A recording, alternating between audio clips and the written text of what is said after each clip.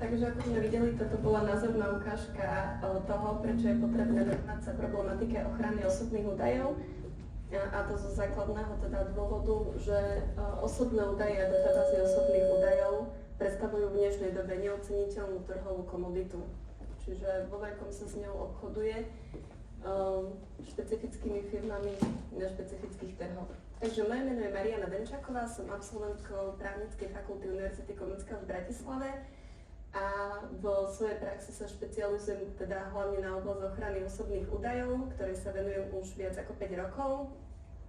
Momentálne mám na starosti servisné služby v tejto oblasti pre 160 klientov v rámci Prešovského a Košického kraja a v spoločnosti MG GDPR mám okrem teda toho na starosti sledovanie legislatívy a navrhovanie nejakých ďalších korekcií servisných služieb v zmysle tých legislatívnych požiadaviek v nadväznosti na špecifické potreby jednotlivých klientov. Takže o čom sa budeme dnes rozprávať v rámci tejto širokej problematiky? Zúžime si to na subjekty, ktorých sa týka plán kontrol Úradu na ochranu osobných údajov pre tento rok 2024. Povieme si, aké sú najčastejšie zistené nedostatky v prípade kontrol a teda či by sa takéto našli aj u vás v prípade kontroly. A takisto na základe nejakých dlhoročných skúseností a prierezom rôznych typov podnikov a spoločností už vieme vygenerovať nejaké základné znaky, na základe ktorých vieme pomenovať, či to GDPR v spoločnosti funguje a je nastavené správne. Čiže sú to znaky, ktoré by ste mali mať v poriadku, aby to GDPR fungovalo správne. Čiže poďme na ten plán kontrol pre rok 2024. Sú to nejaké prierezové spracovateľské operácie, na ktoré sa bude úrad teda sústrediť pri výkone kontroly a pri výbere subjektov. Takže sú to všetky spracovateľské operácie fyzických osôb, ktoré vstupujú do priestorov základných a stredných škôl. Čiže to nebudú len základné a stredné školy, aj všetky ďalšie subjekty, ktoré využívajú tieto priestory na poskytovanie voľnočasových aktivít. Čiže pre deti, aj pre dospelých, rôzne gymnastické kružky, poobednejší futbal s kolegmi a podobne. Ďalej to bude spracovateľské operácie fyzických osôb, ktoré využívajú služby zdieľanej mobility, klasické bicyklo a kolobežky, teraz už skoro v každom meste.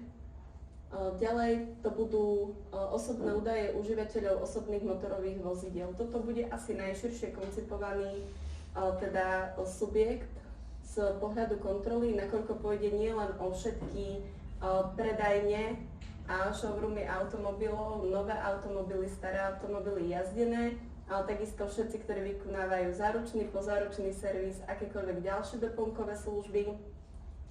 A v neposlednom rade tu môžeme subsumovať aj všetkých, ktorí poskytujú teda svojim zamestnancom služobné vozidlá a teda to, ako spracovávajú ich osobné údaje. Takou čerešničkou na torte v tomto prípade, v prípade kontroly bude to, že či v takomto automobile je teda nainštalovaný GPS systém a pomocou neho dochádza okrem toho aj k nejakému monitoringu pracovnej disciplíny. Ďalej to budú teda spracovateľské operácie v rámci vernostných programov, čiže mali sme kontrolované už veľké subjekty, ako sú tie klasické vernostné programy, aplikácie, ktoré máme nainštalované v telefóne, všetky tie rôzne karty veľkých dodávateľov, ale takisto aj každého menšieho teda podnikateľa, ktorý nejakým spôsobom takouto formou využíva marketing pomocou akého vernostného programu. A v neposlednom rade to budú lekári a poskytovatelia elektronickej komunikácie s lekárom a vlastne tam sa bude špecializovať kontrola predovšetkým na rezerváciu termínu, ale takisto na akúkoľvek ďalšiu komunikáciu, čiže kontrolovaní môžu byť jednak lekári, poskytovatelia týchto servisných elektronických služieb a v nadväznosti na nich ďalší sprostredkovatelia. Čiže už toto máme dosť široko koncipované na to, aby sa v tomto pláne veľa ľudí našlo a veľa teda spoločností. Ak ste sa nenašli, nezúfajte, kontrola môže prísť tak či tak, lebo netreba zabúdať na fakt, že na to, aby kontrola z Úradu na ochranu osobných údajov začala, nám stačí akýkoľvek podnet adresovaný úradu a mimo toho aj vlastná činnosť úradu, lebo aj tí kontrolóri sú len ľudia, chodia pomedzi nás a niekedy sa im možno niečo znepáči a preklopia si to do kontroly. Podnety sa väčšinou týkajú z našich skúseností zamestnancov, nespokojných aktuálnych, ale aj ex-zamestnancov. Rovnako tu patria aj uchádzači o zamestnanie, ktorí si postavili živnosť na tom, že posielajú životopisy firmám a o 2 mesiace sa im ozvú s žiadosťou, že prosím vás, ako ste naložili s mojím životopisom, alebo nedostal som žiadnu odpoveď, teda vediete evidenciu, nevediete, alebo to posuniem úradu na ochranu osobných údajov. No a v neposlednom rade to vôbec nemusí súvisieť s vašim podnikaním, stačí konkurencia alebo závisklivý sused, veď úspech v dnešnej dobe neodpúšťame veľmi ľahko.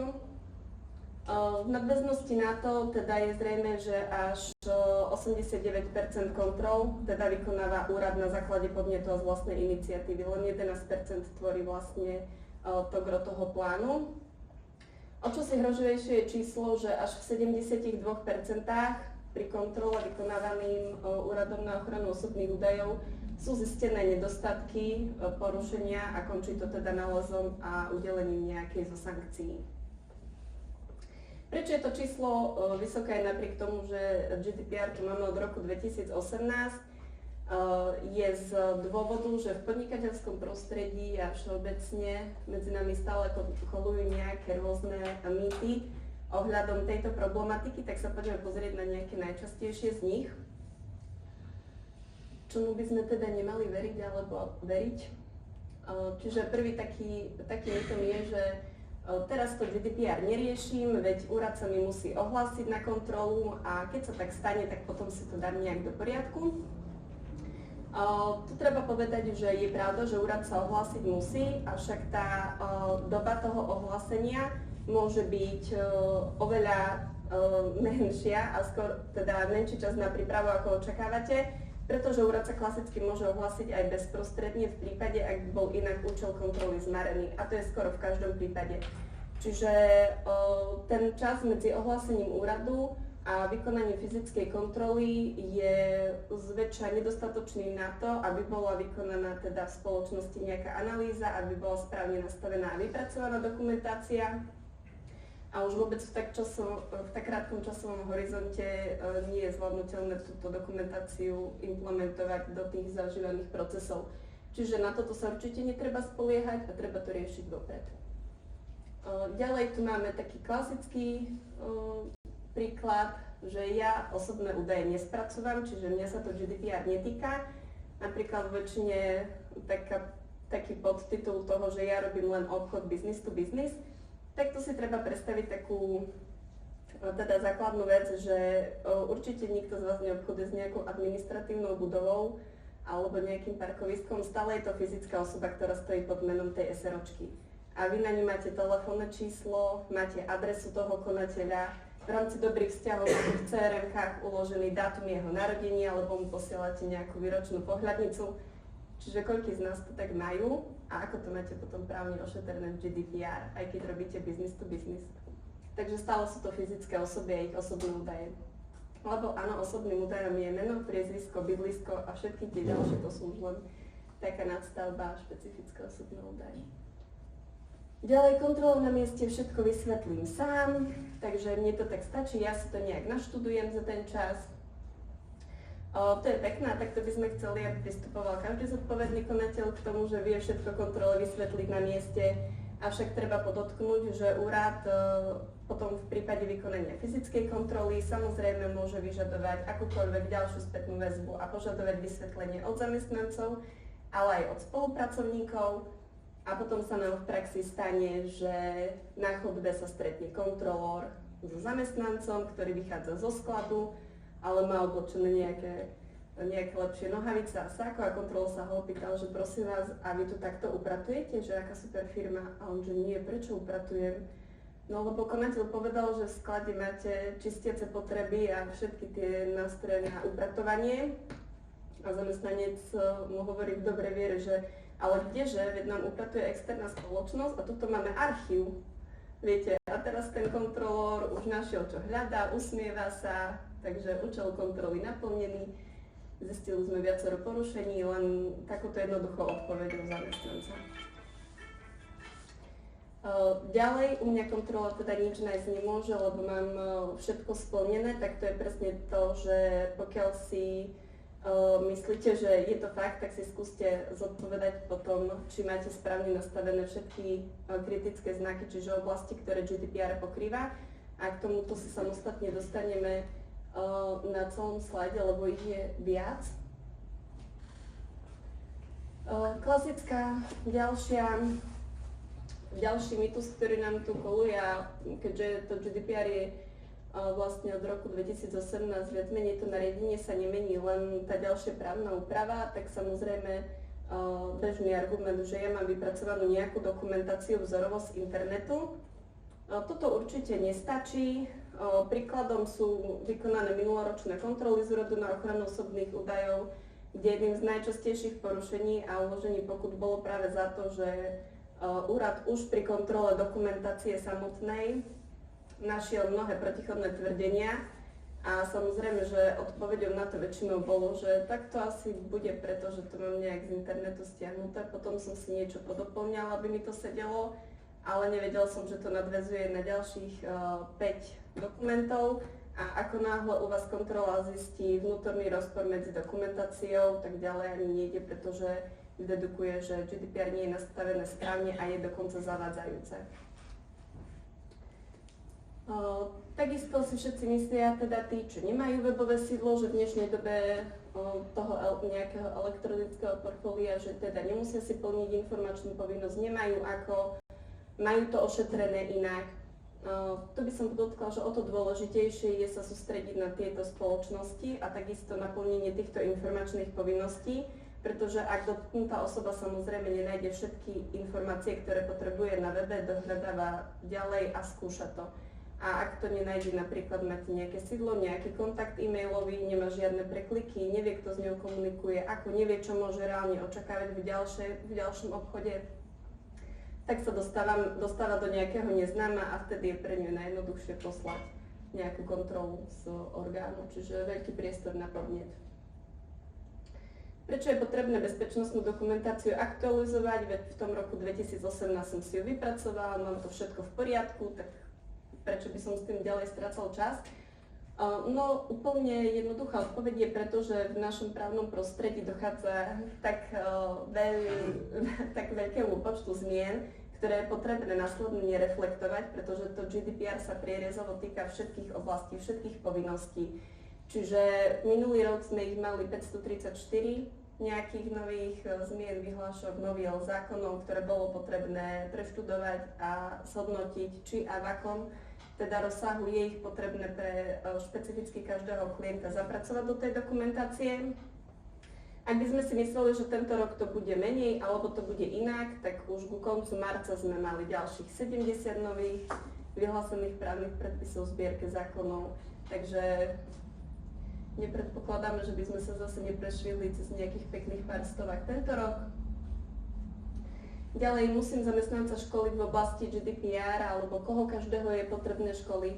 Tak odpoveďou je, že zákonná povinnosť školiť zamestnancov a teda všetkých, ktorí spracovávajú osobné údaje v danej spoločnosti, pretože ten zamestnanec je v tomto prípade ten pracovný nástroj, ktorý sa používa na tieto operácie a je samozrejme potrebné, aby vedel, čo a ako môže robiť. No, v opačnom prípade krásnym príkladom na zodpovedanie toho, že či to naozaj je potrebné, je príklad, kedy zamestnankyňa pracovala na reklamačnom oddelení, v rámci vybavovania reklamácie posunula celý e-mail od dotknutej osoby, ktorá takto uplatňovala reklamáciu teda zazmluvnenej spoločnosti, ktorá to ďalej teda pre nich riešila tú reklamáciu. Dotknutú osobu pridala do skrytej kopie v dobrej viere, aby videla teda, ako bude ten proces riešenia jej reklamácie prebiehať. Dotknutá osoba okamžite podala podnet na Úrad pre ochranu osobných údajov, ktorý... Dotknutá, no. Tak toto bola asi aj dotknutá, aj dotklivé a podala teda tento podnet. Úrad prišiel na kontrolu, zistil tu viacero porušení Okrem toho, že nebol zamestnanec zaškolený, nepostupoval správne, nebola dodržaná zásada zákonnosti a v neposlednom rade dokonca obchodná spoločnosť nemala uzavretú žiadnu zmluvu a inak ošetrený právny vzťah z pohľadu GDPR so spoločnosťou, ktorá vykonávala následne a sa podieľala na vybavovaní reklamácií. A v neposlednom rade otázka, či musí mať zodpovednú osobu. To je veľmi komunikovaná otázka, keďže veľa spoločností by to aj chcelo. Nájsť nejakú takú jednu osobu v podniku, ktorá by za to bola zodpovedná a mala to všetko na hlave a či ju musí mať, či ju musí nahlásiť na úrad. No tak, aby sme vedeli túto otázku relevantne posúdiť, je potrebné vykonať nejakú komplexnejšiu analýzu a venovať sa tomu konkrétnemu obchodnému prostrediu v spoločnosti. Nakoľko to usmiernenie nášho úradu na ochranu osobných údajov vo vzťahu k tomu, či je potrebné alebo nie je potrebné mať zodpovednú osobu, je dosť široko koncipované. Už len spomeniem napríklad taký základný príklad. Oni tvrdia, že každý, kto využíva v dnešnej dobe behaviorálnu reklamu, by mal mať zodpovednú osobu. A teraz si zodpovedme otázku, koľko z vás využívajú v rámci marketingu Google Ads, Facebook, sociálne siete a podobne. A pre nich to je všetko behaviorálna reklama, pretože vieme, že to vyskakuje na základe nejakých ďalších cookies, všetkého sledovania ďalšieho v tom virtuálnom svete toho správania. A teda je na nás a na odborne spôsobilej osobe, aby posúdila, či je ten rozmer a ten dopad tak široký, že je potrebné stanoviť zodpovednú osobu alebo nie. Ešte by som toto podotkla, že v prípade, ak si len tak sami pre seba uzavriete, že tak mne sa to nepozdáva, ja tú zodpovednú osobu mať nemusím, úrad jednoznačne a stále komunikuje vo vzťahu k prevádzkovateľom, že v prípade, ak majú pocit, že sa na nich vzťahuje akákoľvek výnimka z GDPR, tak sa ňou musia zaoberať tak, že si urobia nejaký test, ktorý je písomný a vedia ho predložiť v prípade kontroly. Ako ste sa zaoberali tou otázkou, prečo nemusíte mať tú zodpovednú osobu, prečo musíte, čiže nebude im asi stačiť, že ste si tak uzavreli sami pre seba, že vy to nepotrebujete a tam to končí. Keďže tých papierov sa potom kopí, tak prichádza na rad samozrejme otázka, že či vôbec nejaké papiere potrebujem, jednak väčšinou mám v zložkách, v nejakých zamykateľných skriniach a potom takisto, či nestačí, že proste všetko dodržiavam, robím tak, ako som robil predtým, než prišlo GDPR.